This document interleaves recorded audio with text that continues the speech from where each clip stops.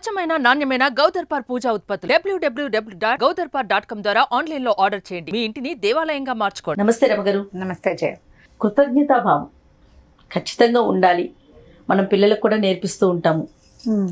అయితే ఏదైనా ఒక స్టోరీ రూపంలో చెప్తే కొంచెం ఇంకో ఎక్కువగా కనెక్ట్ అవుతారు వాళ్ళు ఆ విషయానికి అనేది ఒక ఫీల్ కదా మనకి. అవును.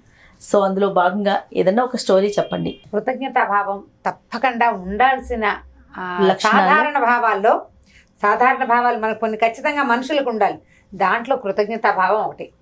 అయితే ఇప్పుడు మనం మామూలుగా పిల్లలకి రకరకాల కథలు చెప్తామా, అందరూ మనుషుల గురించి చెప్పేటప్పుడు ఒక ఫీల్, అన్ని జంతువుల కథే చెప్పే మొత్తం ముందర కథలో ఉన్నవన్నీ జంతువులు అయితే ఒక రకం, ఒక మనిషి ఒక జంతువు ఉంటే డిఫరెంట్గా ఉంటుంది. మన దగ్గర అలాంటిది ఒక కథను చెప్తాం. ఓకే.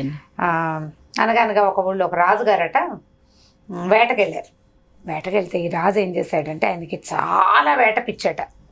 మామూలుగా రాజులు కొద్దిగా సరదాగా వెళ్తారు, మిగిలిన సైనికులు వాళ్ళు వీళ్ళు ఎక్కువ వాటిని వీటిని కొడుతుంటారు. రాజుకి ఏదైనా పెద్ద వేట కొంచెం సరదాగా ఏదైనా చేయిస్తారు.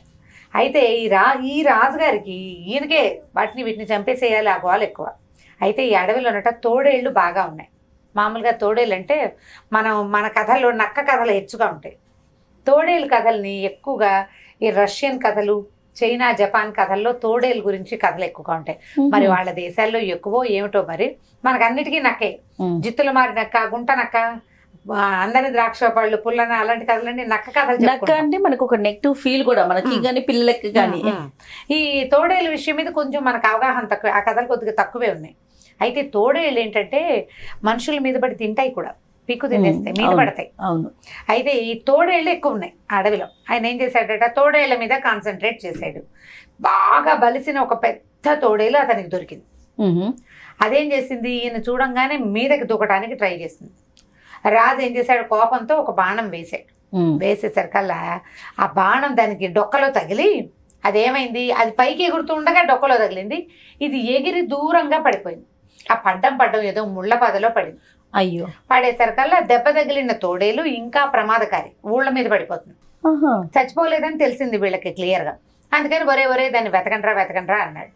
అనేసరికల్లా ఈ తోడేలు ఏం చేసిన, ముళ్ళ పదలో పడింది కదా, ముళ్ళ పద ఎక్కడుందట, ఒక చిన్న ఏరు లాంటి దాని పక్కన ఉంది. ఇది ఈ పొదలో నుంచి ఎట్లాగో చచ్చిన దేవుడాని ఆ నీళ్ళలోకి దూకేసింది. నీళ్ళలోకి దూకింది, డొక్కల్లో ఏమో బాణం గుచ్చుకుంది. అక్కడి నుంచి ముళ్ళ పదలు పడేసరికి ఒళ్ళంతా ముళ్ళు దిగిపోయింది. పైగా ఊరికే ముళ్ళు ఇలా దిగితే ఓ రకం, ఎత్తు నుంచి డామని దాని మీద పడ్డామనుకో ఎడబెడ ఇష్టరాజ్యంగా దిగిపోతాయి. ఈ ఏం చేసింది, దిగేసరికల్లా మొత్తం ఒళ్ళంతా బ్లడ్, రక్తం వచ్చేస్తుంది బయటికి. నీళ్ళల్లో పడేసరికల్లా అది ఇంకా నెత్తురు గారిపోతుంది. తడి తగిలేసరికల్లా ఊజ్ అయిపోతుంది కదా. ఎట్లా కొట్లా ఏట్లో నుంచి ఒక పక్కకి పరిగెత్తింది. వీళ్ళు ఏం చేశారు, అటు ఇటు వెతికి ఈ ఏరు మొదట్లో ఎరుపు చూశారు, అంటే ఇందులో పడింది అనమాట, అంటే బయటికి వెళ్ళింది అనమాట. అక్కడి నుంచి వెతుకుంటూ దాని వెనకాల పడ్డారు. అది యథాశక్తి పరిగెత్తేసి. అయితే ఇది ఒక పల్లెటూరి పక్కన ఈ అడవి ఉంది. ఆ పల్లెటూరులో ఒక శాంత స్వభావైన ఒక అమ్మాయి కూడా ఒక ఆయన ఉన్నాడు. ఆయన ఏంటంటే జంతువులకు కూడా రక్షణ ఇవ్వాలనే ధోరణి ఉందన్నమాట ఆయనకి ఏమైంది, ఒక గాడిద మీద వెళ్తున్నాడు, ఏవో సంచులు మూటలు వేసుకున్నాడు, ఎక్కడికో ప్రయాణం వెళ్తుండేసరికి ఈయన తోడేలు అతనికి దారికి అడ్డం పడింది. కొంచెంగా కంగారు పడ్డాడు, కానీ దాని ఒంటి నిండా దెబ్బలు ఉండేసరికి జాలి పడ్డాడు పాపం. జాలిపడి ఏం తగిలింది, ఎలా తగిలింది, ఏంటంటే ఇప్పుడు తోడేలు మనిషి ఎలా మాట్లాడుకుంటున్నారు అనే ప్రశ్నని పిల్లల దగ్గర రానియకుండా చూసుకోవాలి మీరు. అడిగితే రాజుగారు నన్ను కొట్టేశారు, నన్ను రక్షించు ప్లీజ్ అని అడిగేసరికి ఈయన శాంత స్వభావి కదా, కొంచెం సౌమ్యుడు, కాస్త ఇతర జాతుల పట్ల అంటే ప్రాణుల పట్ల కొంచెం ఏమనాలి, భూతదయ కలిగిన వాడు. అది ఉంది, బాగా కైండ్ పర్సనాలిటీ అనమాట. సరే ఏమన్నాడు, నా దగ్గర ఏమీ లేదు, నిన్ను ఎట్లా దాస్తాను, నువ్వు చూస్తే ఇంతున్నావు, తోడేలు మంచి బలశాలిగా ఉంది, ఇంతున్నావు, నేను నిన్ను ఏమీ చేయలేను అన్నాడు. అనేసరికల్లా గాడిద మీద నుంచి దిగి నేను దాచిపెడదామనే ఉంది, నేను రక్షిద్దామనే ఉంది నాకు, కానీ ఎలా ఉండు, నీకు నొప్పి లేకుండా బాణం తీస్తానని ఆ డొక్కలో అడ్డదిడ్డంగా దిగిన బాణాన్ని లాగేసేసి ఇది దాని మీద ఏవో చిన్న చిన్న మూటలు ఉన్నాయి కదా, ఓ ఇంత పాత గుడ్డ ముక్క తీసి ఆ డొక్కలో కట్టేశాడు. పొట్ట మీద నుంచి కిందకి పై దాకా కట్టేసరికి బ్లడ్ ఆగిపోయింది. ఇంకో పాత గుడ్డ ముక్క తీసి లోపల నుంచి వాళ్ళంతా తుడిచి కాస్త పసుపు ఏదో అద్దెడతనేదో సామాన్లు కొనుక్కుని వెళ్తున్నాడు. ఈ లోపల దూరం నుంచి సందడి వినపడుతుంది. రాజుగారు సైనికులు వచ్చేస్తున్నారు తోడేలు వెతుక్కుంటూ. దాంతో నన్ను దాచిపెట్టు అంటే నా దగ్గర ఏమీ లేవు, ఈ చిన్న సంచి ఉంది అని చెప్పాడు. చెప్పేసరికల్లా నువ్వు ఎలాగైనా సరే పర్వాలేదు నేను ఇందులో దూరతానని సంచిలోకి ఎక్కితే సంచి దానికి సరిపోలే, బాడీ సగం బయటే ఉంది. అయితే ఏమంది, పర్వాలేదు నేను నొప్పి ఓర్చుకుంటాను, చావు కంటే నొప్పినయో, కాబట్టి నన్ను లోపలికి కుక్కేసి మూట కట్టేసి అని చెప్పింది. ఈ గాడిద అయోమయంగా చూస్తుంది, యజమానికేసి తోడేలకేసి. దానికి ఇది సరైన పని కాదని తోస్తోంది. అదేం చేసింది, విధులించుకుని వెళ్ళిపోవడానికి ప్రయత్నం చేసింది. నేను దాన్ని బతిమలాడాడు, నువ్వు వెళ్ళిపోవద్దు, ఈ తోడేలు మనం రక్షిద్దామని ఈ సంచిలోకి ఎక్కింది కదా, దాన్ని గట్టిగా ఎలాగోలాగా కాలు పెట్టి ఇలా ఇచ్చేసి మూట కట్టేశాడు. ఇప్పుడు కొంచెం సుమారుగా ఉంటే ఓ రకం దాన్ని ఇట్లా కుక్కేసేసరికల్లా నొక్కుపోయి మళ్ళీ బ్లడ్ లూజ్ అవటం మొదలుపెట్టింది ఆ తోడేలు శరీరం నుంచి. అతను ఆ మరకలు కనబడకుండా దారికడ్డంగా నుంచున్నాడు. సైనికులు రాజుగారు దగ్గరకు వచ్చారు. అందరు అడిగారు, ఏమయ్యా ఒక తోడేలు దెబ్బ తగిలింది, డొక్కలో బాణం దిగింది, ఒంటి మీద అన్ని ముళ్ళగాయాలున్నాయి, నువ్వు చూసావా అంటే కొద్దిగా దాని రక్తం అక్కడక్కడ కనపడుతుంది, అటు వెళ్ళిందని చూపించాడు. చూపించేసరికి రాజుగారు అన్నారు, నేను నిజం చెప్తున్నావా, ఒకవేళ అక్కడ కనుక తోడేలు కనపడకపోతే నీ అంతు చూస్తామన్నారు.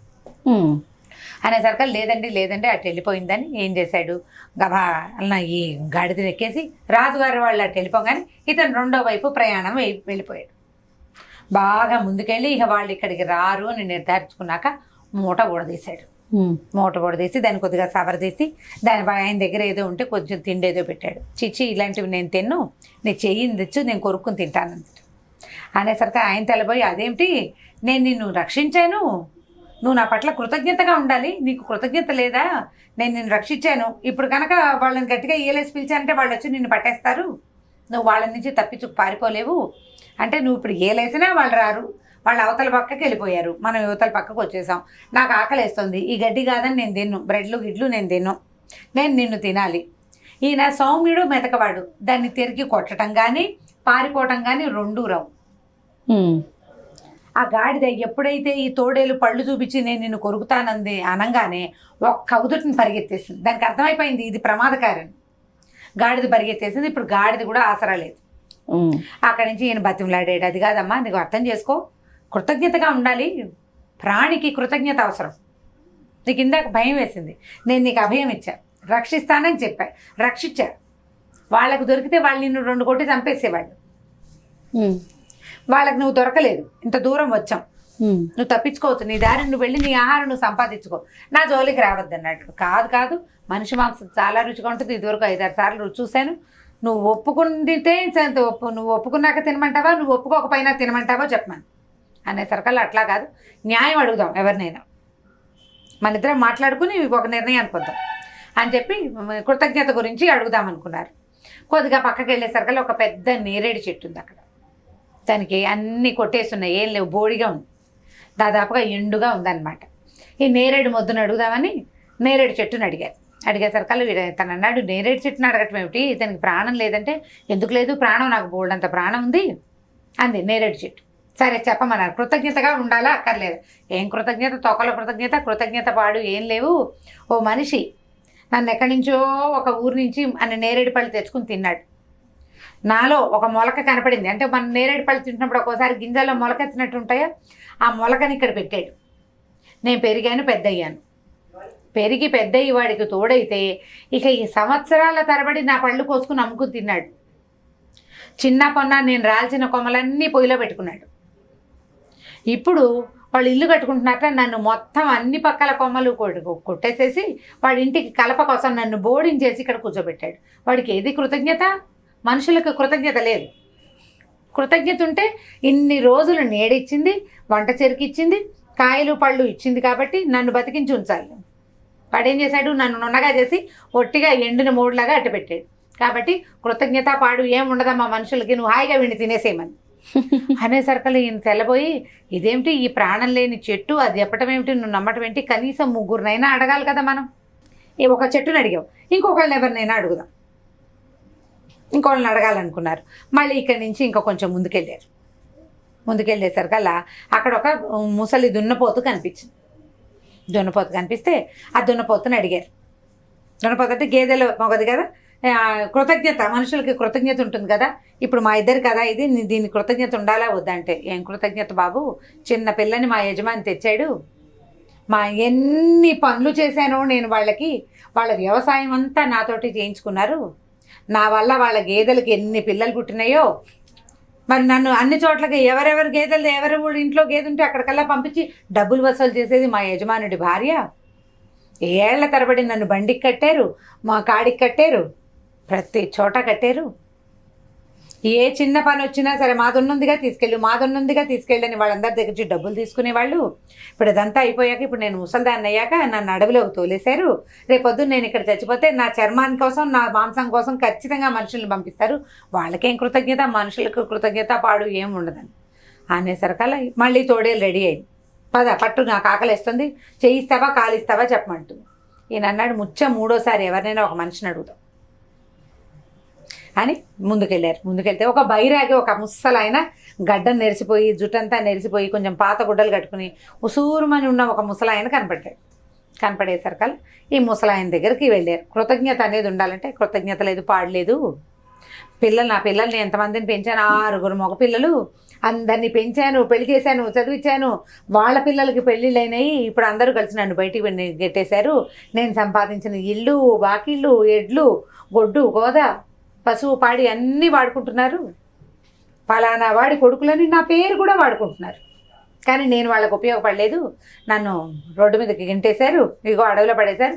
ఎప్పుడైనా నేను చచ్చిపోతే మట్టిలో కలుపుతారో, ఎక్కడేమో నేను మట్టిలో కలిసిపోవాలో, కృతజ్ఞత అనే పాయింటే లేదన్నాడు. అనేసరికల్ తోడేలు రెడీ అయిపోయింది తినేయడానికి. మూడోసారి అడగమన్నావు, మూడో వాడిని అడిగాం. మనిషికి కృతజ్ఞత లేదని చెప్తున్నాడు. ముందు ఉన్న వాళ్ళిద్దరూ, ఒకటి చెట్టు, రెండోది జంతువు, వీడు మనిషే కదా, ఇతను వద్దంటున్నాడు. అనేసరికల్లా తోడేలు తినడానికి రెడీ అయిపోతే ఈ సౌమ్య ఆయన ఉన్నాడు కదా పాపం మెతకాయన, ఆయన వలవలా ఏడ్చి, ఏమయ్యా పెద్ద అయినా నువ్వు ఇలాంటి మాట చెప్పచ్చా, చావు బతుకుల్లో ఉంది నేనైనా ఈ తోడేలు, దాన్ని నేను రక్షించాను, నా గాడిద అప్పుడు వద్దన్నే చెప్పింది, నేనే వినలేదు, ఇది పళ్ళు చూపించేసరికల్లా అది పారిపోయింది, నా జీవితానికి ఏ ఆసరాలు లేకుండా పోయింది, నాకేం జరిగిందో ఇంటికి వెళ్ళి గాడిద చెప్తుందో దాని బతికత చూసుకుంటుందో కూడా నాకు తెలీదు అని అనేసరికల్లా ఈ తోడేలంది, ముసలైనా వీడి మాట నమ్మక, వీడు ఏడుస్తున్నాడని వీడి పట్ల జాలి చూపిస్తావేమో, వీడు దెబ్బలు తగిలి ఒళ్ళంతా నెత్తురు కారుతుంటే నన్ను సంచిలో వేసి మూట కట్టాడు, నాకు ఎంత బాధ వచ్చిందో, ఎంత నొప్పి పుట్టిందో, అంత నొప్పి పుట్టించిన వాడిని చంపద్దు నేను అని అడిగేసరికల్లా ముసలాయన అన్నాడు, నువ్వు చూస్తే ఇంత ఉన్నావు, సంచిలో ఎలా పడతావు, వీడి దగ్గర చిన్న సంచి కదా అన్నాడు. కాదు, నేను సంచిలోకి ఎక్కితే వీడు కట్టేశాడు, కావాలంటే చూడండి సంచిలోకి వెళ్ళింది తోడేలు. ఈయన అన్నాడు, ఒరే సౌమ్యుడా, నువ్వు ఎలా కట్టేసావో అలా కట్టేసి చూపించు అన్నాడు. వీడేం చేశాడు, అంతకుముందు కట్టేశాడు కదా ఆ మెతకాయ, గట్టిగా కట్టేశాడు. కట్టేయంగానే ఏం చేశాడు, దుడుకర తీసుకుని చావు చిత కొట్టే దీన్ని 2 దెబ్బలు కొడితే చచ్చూరుకుంటుంది, తర్వాత దాన్ని అక్కడ బారేసి నీ దారి నువ్వు పోవచ్చు అన్నాడు. అయ్యో పాపం ప్రాణిహింస చేయకూడదండి అన్నాడు. అనేసరికి నీ దాకా వచ్చే వరకు నువ్వు ప్రాణహింస చెయ్యొద్దు, ఇప్పుడు నువ్వు దాన్ని వదిలిపెడితే అది 3 సాక్ష్యాల తర్వాత నేను చంపడానికి రెడీగా ఉంది, దాని మీద జాలేమిటి, దానికి కృతజ్ఞత లేదు, పాడు లేదు. వ్యక్తుల కృతజ్ఞతలు ఎలా ఉండాలి, ఇచ్చిపుచ్చుకునే ధోరణిలో ఉండాలి. అది క్రూర జంతువు, నిన్ను చంపడానికి సిద్ధంగా ఉంది, బడితి పెట్టి నువ్వు కొడతావా, నిన్ను కొట్టమన్నావా అని అడిగాడు. ఇప్పుడు నిన్ను తిని నేను నడవలేని వాడిని నన్ను తింటుంది రేపొద్దున, అది అంతే, నేను అడవిలో ఉంటా కాబట్టి. కొట్టేయంటే పక్కన ఉన్నది ఒక బడి తీసి దబా కొట్టేశారు ఇద్దరు కలిసి, చెరుకో దెబ్బ. ఆ చచ్చిన తోడేలను అక్కడ పారేసి ఈ సౌమ్యంగా ఉన్న పెద్ద మనిషి ఈ ముసలైన చెరో పక్కకి వెళ్ళిపోయారు. కథ కంచికి మనం ఇంటికి. ఎక్సలెంట్, మంచి గుణపాఠం కూడా కదండి. కృతజ్ఞత లేదా సహాయాలు వ్యక్తుల్ని బట్టి చేయాలి.